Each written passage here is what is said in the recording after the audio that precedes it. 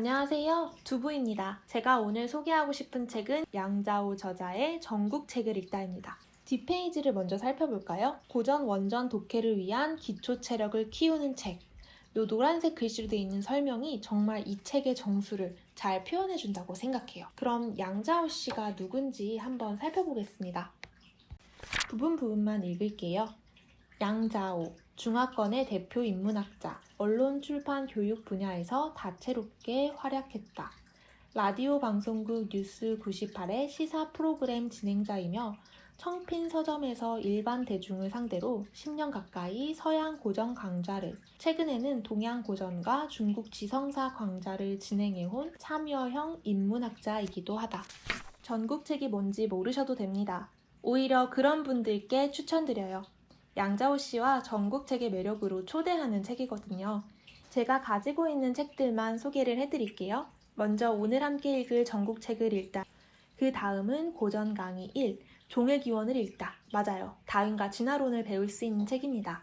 세 번째는 고전 강의 2, 자본론을 읽다입니다. 무려 마르크스의 책이죠. 그 다음 네 번째는 꿈의 해석을 읽다입니다. 프로이트와 정신분석이라니 뭔가 비판적인 의미에서 도전해보고 싶어서 샀어요.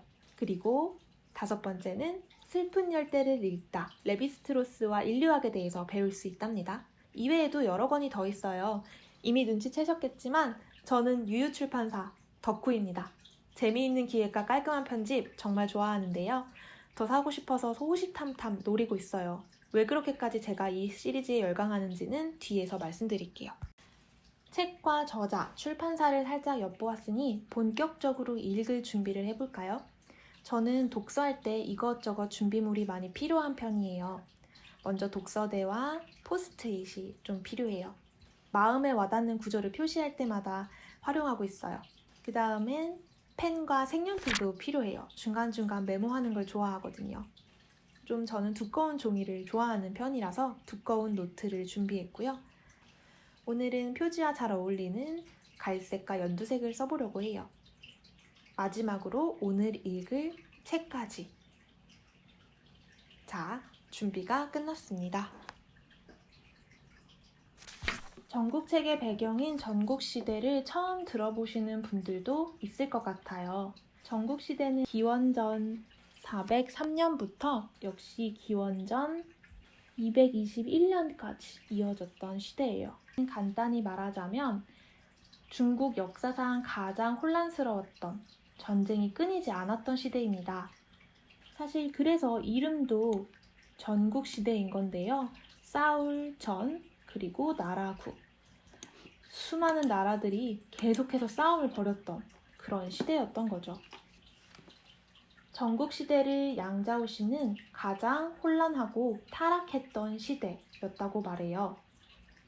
하지만 그 때문에 동시에 말만 잘하면 능력으로 봉건 신분제를 얼마든지 뛰어넘는 기회의 시대였다고 말해요. 귀족들도 일반 백성들도 잦은 전쟁과 급변하는 정세 때문에 여러모로 전전긍긍하던 시대였다고 해요. 심리적으로, 물질적으로 변동이 크고 불안정한 시대였죠.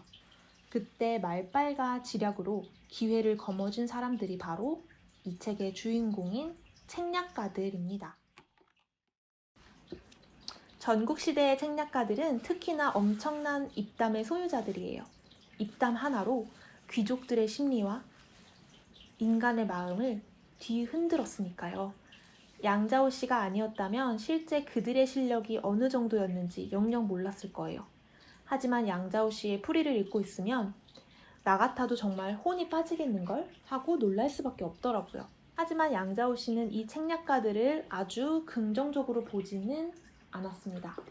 그럼 왜 이런 책을 읽어야 할까요? 그리고 또 어떻게 읽어야 될까요? 이것이 오늘의 책 양자오의 전국책을 읽다의 주요 내용입니다. 저자는 말해요. 고전을 읽는 것은 너무 좋고 필요하지만 동시에 너무 고전이 많아서 곤란하다고요. 그래서 저자는 어려운 고전을 읽기 전에 어떻게 맥락을 잡아야 하는지, 또 어떻게 고전을 읽는 것이 진짜 고전의 매력을 만나는 길인지를 알려주려고 합니다. 책과 삶에 대한 진한 고민과 노하우랄까요?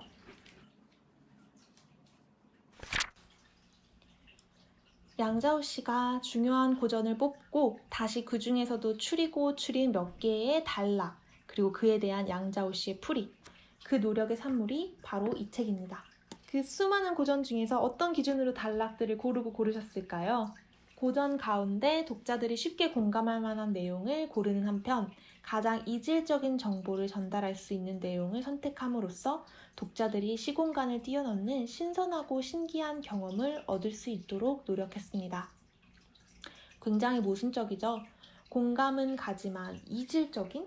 왜 그런 기준으로 고르셨는지는 책의 서문과 역자 후기를 읽으시면 이해할 수 있는데요. 서문이 좋아요. 얇은 책이지만 우리는 다 바쁘잖아요. 서문만이라도 읽어보시기를 권해요. 바쁜 일상에 치여서 차갑게 식었던 독서 욕망이 뜨끈하게 예열되실 겁니다. 양자호 씨의 서문은 정말 흡입력이 있어서 좋아해요. 서문에서 밝힌 저자의 의도와 모순적인 기준의 의미에 저는 특히 깊이 공감했어요. 저는 책 읽기를 좋아하지만 그만큼 책 읽기를 망설이고 저항한 시간도 많았어요. 저는 독서 모임을 정말 좋아했어요.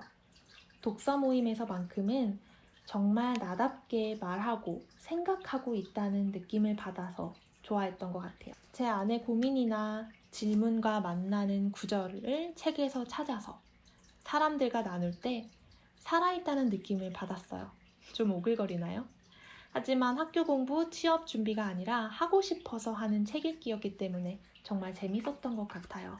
문제는 경영 비즈니스 독서 모임이나 심리 도서 연구 모임을 꽤나 밀도 있게 하면서 점점 만족감보다는 불안과 깨림칙함이 늘어갔어요. 양자호 씨의 책에서 표현을 빌리자면 책을 착취하는 느낌이랄까요? 나의 현재의 필요에 맞추어서 책에서 뭔가를 뽑아내기만 하는, 물론 제가 잘못 읽었거나 좋은 책을 못 만난 것일 수도 있어요. 특히 심리 독서 모임에서는 자본주의와 가부장제에서 받은 상처를 토닥여 주긴 하지만 많이 아팠구나. 네 탓이 아니야.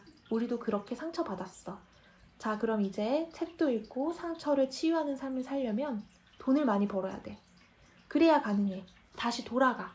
라는 식으로 언제나 모임이 정리되곤 했어요. 아픈 건 이해하지만 다른 길은 없다라는 강한 전제가 있었거든요.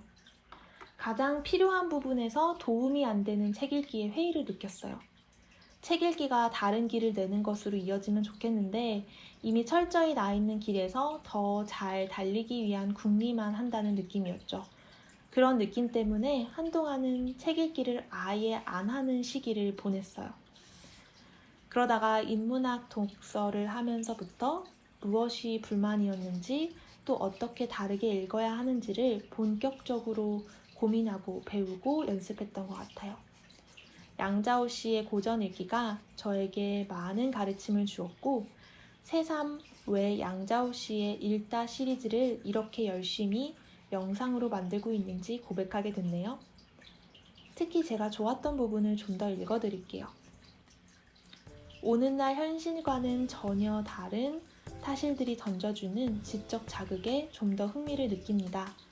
역사는 우리에게 인류의 다양한 경험과 폭넓은 삶의 가능성을 보여주고 나아가 우리가 너무나도 당연하게 여겼던 현실에 의문을 품고 도전하게 만들지요. 이 부분에서는 앞으로 제가 도전해보고 싶은 것들을 포기하지 말라고 응원해준다는 느낌마저도 받았어요. 여러분에게는 어떤 감동과 의미로 다가갈지 궁금하네요.